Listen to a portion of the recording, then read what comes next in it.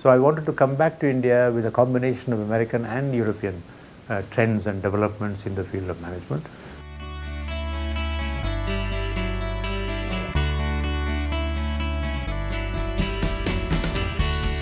The generation in India between 1857 and 1947, those 2-3 generations had great selfless, highly devoted leaders who sacrificed their lives for only one cause, Indian independence. We also inherited very good institutions during the colonial period, the civil service, judiciary, legislature, executive. So we had all those instruments in place.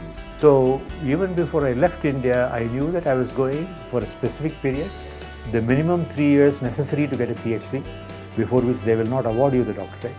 And when that's done, I'll take the next plane back home. And I haven't looked back. I was in IIM-Calcutta for 6 years, 67 to 73. Then I went on a sabbatical on leave to the London Business School and the Scottish Business School.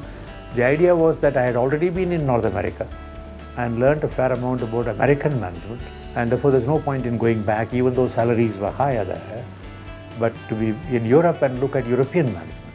The English language is a great door opener. So from London as a base, I could travel into Europe as a consultant, as a trainer, and I got to see Germany, Sweden, France, Netherlands, their industrial practices. They have their own strengths, unique strengths.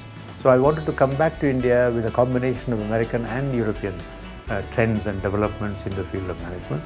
And I came back in '78.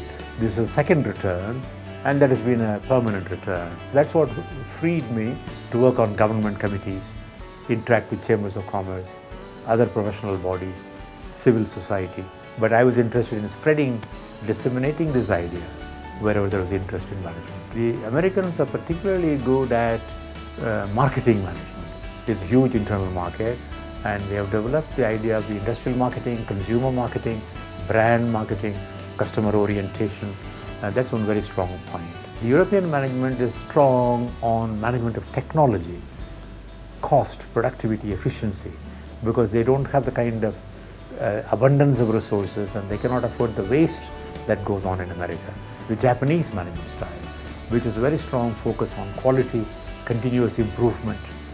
So I think as Indian industry was getting more and more freedom, liberalized, and the relationship between government and industry shifted from an adversarial relationship to a partnership relationship, that India has to compete in the world against imports as well as send our exports abroad.